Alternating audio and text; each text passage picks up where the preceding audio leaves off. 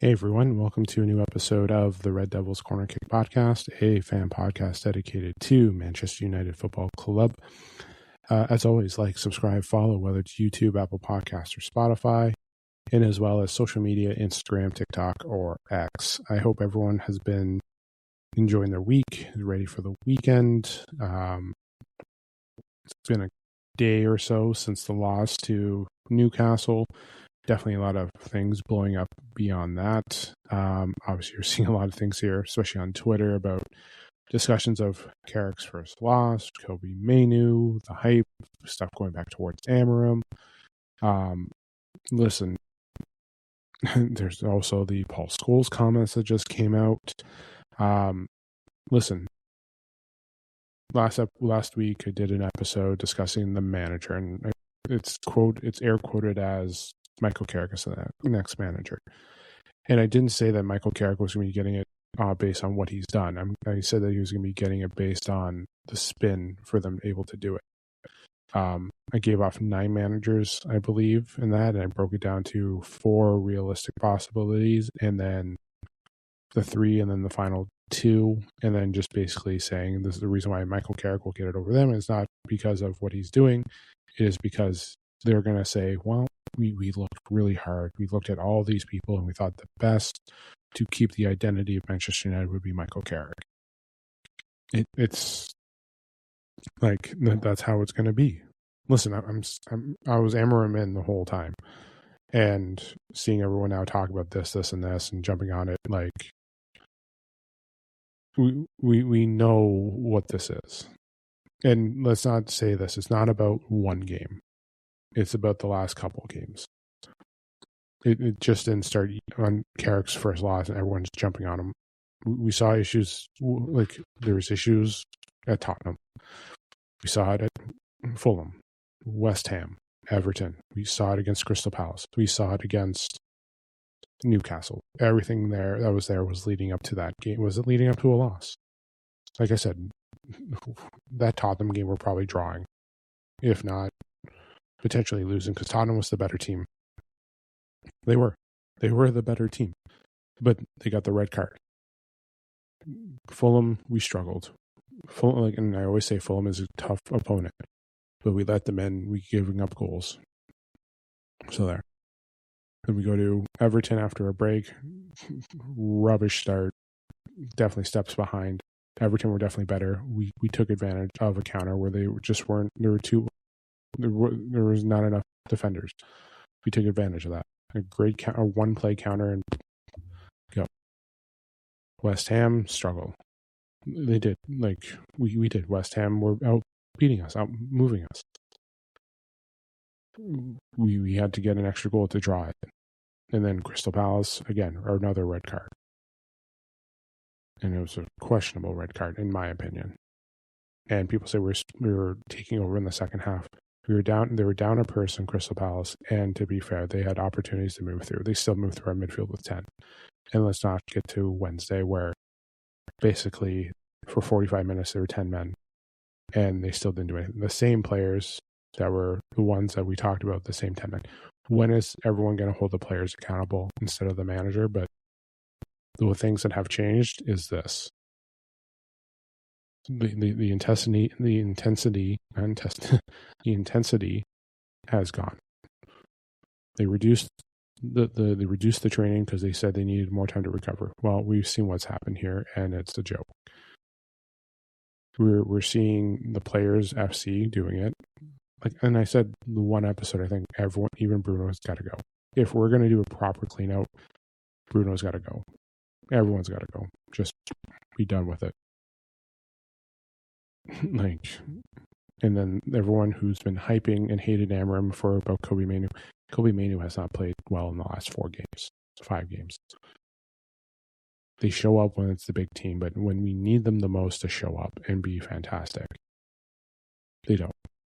These games are a testament to show the mentality of how weak our players are, and the testament to the board that's been failing. Again, and I've been doing stuff on Twitter and stuff, and I've been replying to some people's posts. But there's issues at this club. And I like how everyone's now going after. Everyone's always going to have an opinion, including ex-players. What Scholes posted the other day wasn't wrong, and it's not about one game. It's about what's going on the last couple. Everyone's like, "Oh, how is he going to respond to the next game?" He hasn't even responded to the poor play of what's been happening. Darren Fletcher saw what was going on. Amram was always honest with us with what's going on. The board didn't like it. They didn't. That's why I'm saying they're going to be going for Carrick, because Carrick's probably just going to be there and be a puppet. And no other manager is going to want to do that. Same with Roberto Martinez. Same with everyone. You can say Ancelotti is going to be there.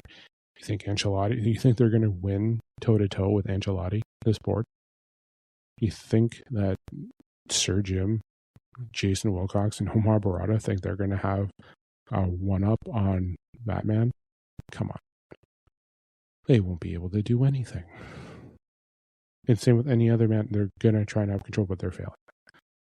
And the Glazers are part of it too. Let's not hide behind that. The Glazers are just,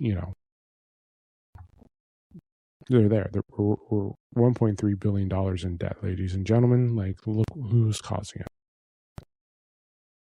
There's issues here. And the players are to blame too. Like, it's the truth. Like, if you look at it here, the players, we can talk about the Bruno's chances. That's great. Cool. We still lost. I was harsh on everyone on Wednesday, and I don't care about someone creating chances. We still lost 2-1. We still lost 2-1. Bruno gave some opportunities, but we still lost 2-1. I don't like what a person does in the game is great. If we'd won, cool. I would have praised it, but we lost. And what's the excuse? Not enough training, lack of training. They're gone until next Tuesday, because they're not in the FA Cup because they didn't bother to show up. I've had these episodes before where I've gone on a rant. And you have Evra calling out all these ex-players. You're right. Some of them do critique, and Gary Neville is the biggest to blame. And Paul Scholes recently, except for Wednesday, Wednesday's the only one I would agree with, but everything else beforehand is not. I've disagreed with him, but Wednesday he was wrong. He wasn't wrong. Scholes was never wrong. It wasn't about the one loss. It was about the last couple of games, and the games showed how bad they were. When everyone thinks, "Oh, Carrick's just got their one loss," people are spinning it and flipping the script. Like, it's bad. Like, everyone knows how we are as a club. And listen, I love our club, but you have to see in between the lines. Everything that we're seeing here in this win streak is the same issues that we had under Amram. Players just not showing up when it matters the most. They didn't show up against Everton when there was Carrick was Amram was very open about the critiques of the players. He wasn't wrong. Like, everyone talks about his loss to Grimsby. I never said that was on him. I've never said that on Amram. The loss on Grimsby was on the players. It was. The loss on Everton was on the players. You had opportunities. And again, Amram and Carrick is probably the same way. But Carrick's just a caretaker. Literally, that's all he is. There's no guarantee, and people want to give him the job. No, I wouldn't give him the job. Because he's not improving anything. The players have gone down. The intensity has gone down. You're seeing it here. Again, it wasn't one game. It's been more than one game. Cool. The results have hidden that. Well, actually, results haven't hidden it. The results have covered it up, to say the least. The results have covered it up. And, like, we're here to say it. And I've said it in episodes when I said Crystal Palace, we struggled in the win. We didn't dominate the win. If we dominated, it would have been a higher score. Yes, it would have been a higher score. But they're not playing whatever. Same with Everton. Same with, Newcastle was down to one person. They couldn't do anything. Newcastle didn't look like they were down a person. It looks like we were down a person. We failed. The squad is still failing. Like, it's great that we're sitting in third. Great. And I've mentioned it before. Third doesn't mean shit right now. It's third if we screwed it up and lost it at the final week of the prep. Sorry for my language, but it's the truth.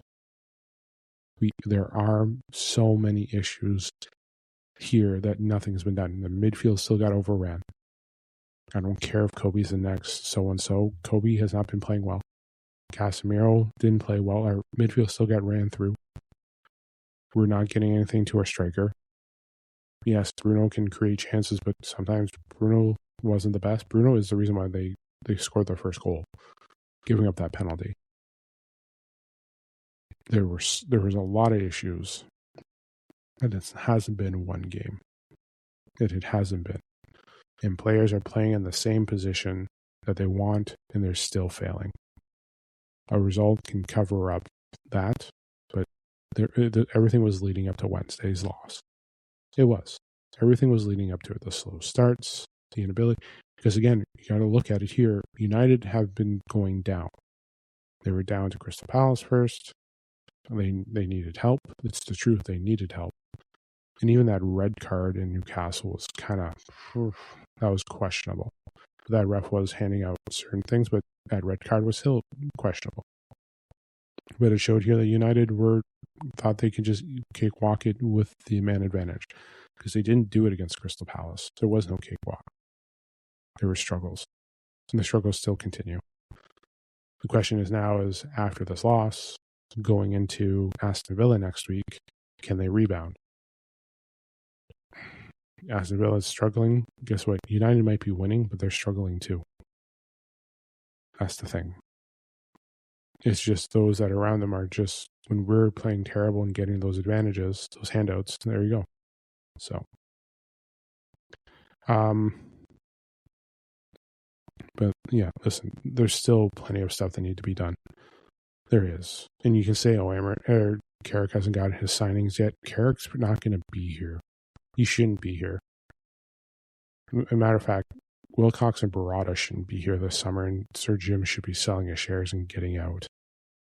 That's what should be happening this summer. As long as, while we're clearing out, like Delo, Shaw, like as much as like Maguire's turned it around, Maguire needs to go, like they all need to flip and go. They do. So, but yeah, it's been issues after issues after issues. So, but yeah, it's just a problem.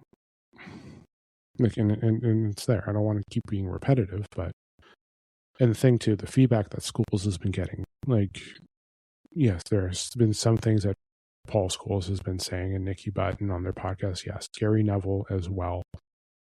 Roy Keane says stuff too, and sometimes he's on it. Sometimes you agree with him, sometimes you don't. Rio spins everything.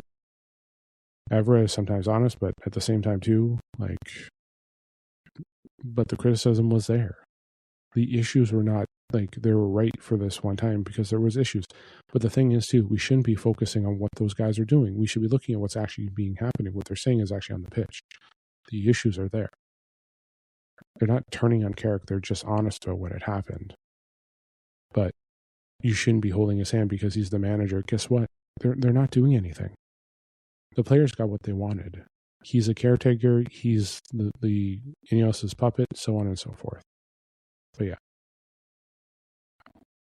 So it is what it is, but nothing's going to change yet, and nothing's going to change this summer. Will Carrick still probably be the manager that they're going to choose? Probably, and it's going to be spinned.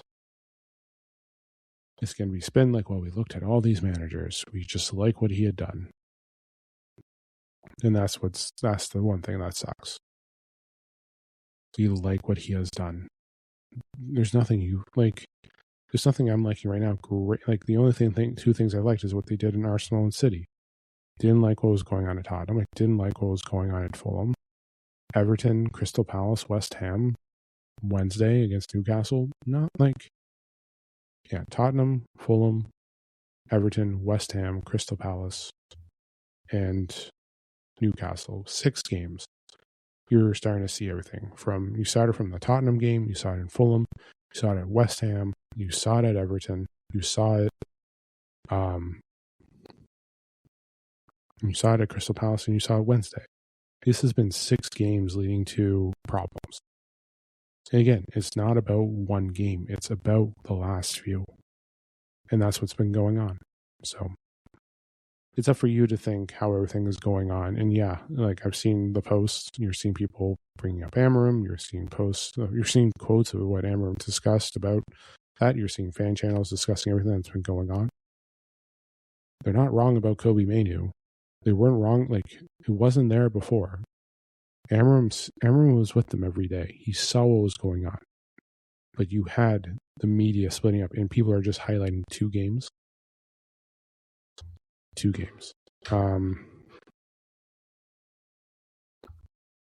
was going to say I should pull up my rankings. My ratings, sorry, not my rankings. Let's see if I can find them here.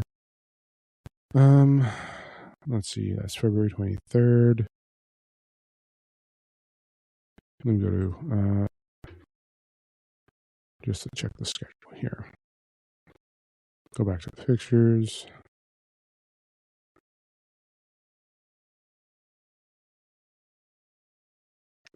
When did we play Man City? January 17th. So I should have done my episodes then. January 17th. Just got to go back through my emails for my player ratings. I don't have my social media set up here right now. Kind of screwing up everything. Nope, keep going back. Let's see if I can find it. 17th, 15th, 17th. There we go. Yes, 17th. Yeah, 6.5. Yeah, Mainu. Yeah, Mainu I get a 6.5. Just above average. Let's go to the next game after that, because I should have had one after. Stilsenberg. When was Man City? The 20th. So yeah, Arsenal the 25th. Nope.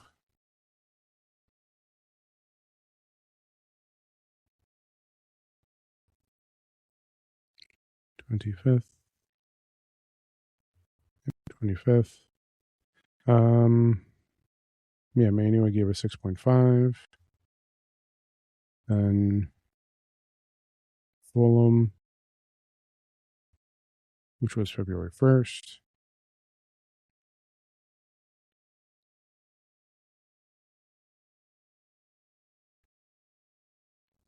Oh, yeah, that was a double header. Yeah, Manu I gave I think Manu I gave 3 straight 6.5s. Let's check out my next one. When did we play Tottenham on the 7th?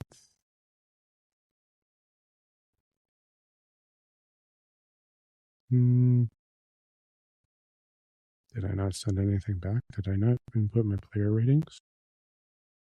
Oh, the 9th. There we go. And we gave Manu a 7.5.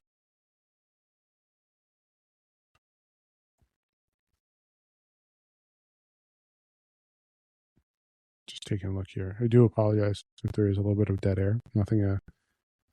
And okay, so after Tottenham, we played West Ham on the 10th. I should have done something after the 10th, right? More. 10th. Here we go. 10th. Yeah, Manu 5.5. And when did we play Everton? Which was 23rd.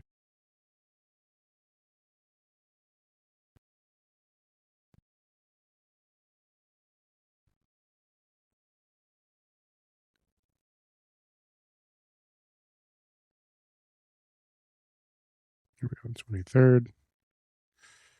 Menu, another 5.5, back-to-back 5.5s. And then going.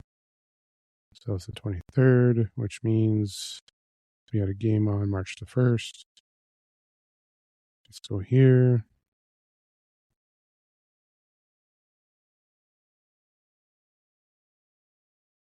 Gave Manu a 6. And then, yeah, Monday 5.5. No, Monday I gave him. Or sorry. No, I gave him a 5. And actually, that's 6 that I gave him at Crystal Palace. I think it was just generous to everyone because we got the win. It's, yeah, and it's not just them. Like, everyone else, like, don't get me wrong, I was giving our ratings at the beginning, but after that, you saw some issues. So, but again, it's not just about one game. So, all right, I'm going to leave it there. I'll try to be back on the weekend, either tomorrow or Sunday. I will be back Tuesday, Thursday, Friday, and Saturday, because on the 14th we have a double header.